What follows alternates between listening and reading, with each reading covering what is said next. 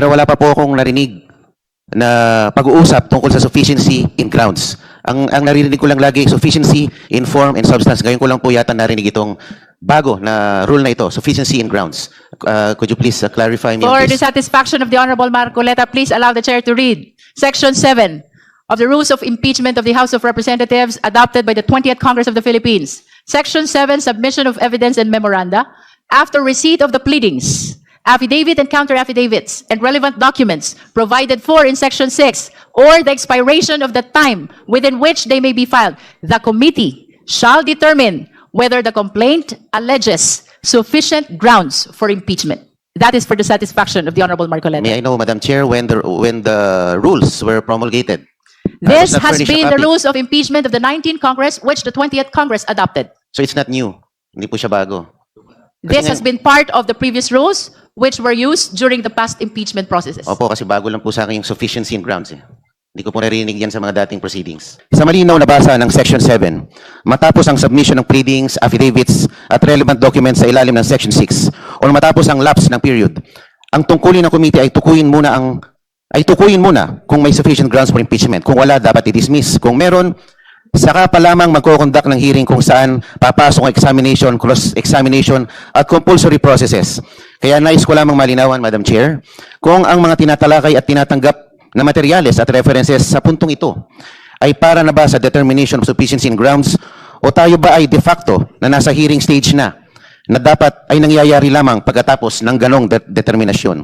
Ang paglilinaw na ito ay mahalaga upang matiyak na ang ating proseso ay nananatiling tapat sa ating sariling rules at upang maiwasan ng anumang persepsyon na ang komite ay lumalampas o naghahalo ng mga yugto ng proceedings na malino na pinaghiwalay ng ating rules on impeachment. Maraming salamat po, Madam Chair. To reiterate, Honorable Marcoleta, the Chair has been stating that we are on the third step, that is the determination of sufficiency in ground. So all these proceedings are towards determining whether or not sufficient ground exists to be able to proceed to this impeachment proceeding. It is only after the declaration of whether or not there is sufficient ground that we may be able to proceed to hearing proper. During the hearing proper, both the complainant and the respondent will be given opportunity to present their witnesses and their evidence.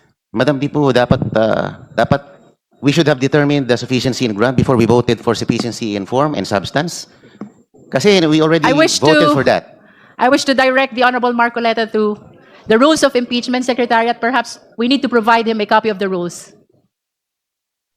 Again, the proceeding before the Justice Committee, Honorable Marcoleta, is summarized into 5. And you can confirm this from the rules of impeachment adopted by the 20th Congress. 1 is form, 2 is substance, 3 is ground, 4th is hearing proper, and 5th is the determination of probable cause. After that, we go to the plenary.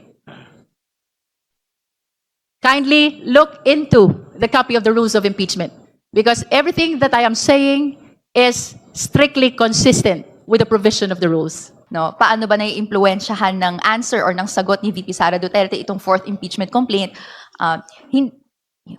Hindi natin masabi dahil wala nga pong sagot na naibigay, no. Pero for the purposes then of the public, no, nakalagay po nga sa rules na merong pong requirement that the committee finds sufficiency in grounds. No? Ano po ba tong mga grounds na maaari nating ilatag at desisyonan, no, para mag-move forward to the next step of the impeachment proceedings sa House Committee on Justice. No? Sa Constitution po, may 6 na grounds, no, na nakalagay. Nandiyan po yung tinatawag nating, may 6 na grounds. No? It is this representation forwarding na sa 6 na nakalagay sa Constitution, VP Sara Duterte is guilty of 5. Mabigat po yun. No? Out of the 6, may 5 batayan to say that guilty po siya. No? Gusto ko lang pong pasadahan, no, bilang appreciation of the body. Una, gaya po ng isinaad natin sa reklamong inendorso ng Makabayan, itinaksil ni VP Sara ang tiwala ng publiko. She betrayed public trust sa pag-abuso niya ng pondo sa mamamayan, sa pangongontrata niya na pumatay, at sa pagsisinungaling niya sa hindi tamang pagdeklara ng kanyang ari-arian sa Statement of Assets and Liabilities o SALN. para lang pong himayin pa konti, ang pera ng taong bayan na dapat natatamasang benepisyo ng mamamayan ay hindi ginamit ng tama o naiulat man ng maayos ang paggamit nito. May opportunity po sana si VP Sara Duterte to rebut that, but unfortunately in the answer, we don't see it.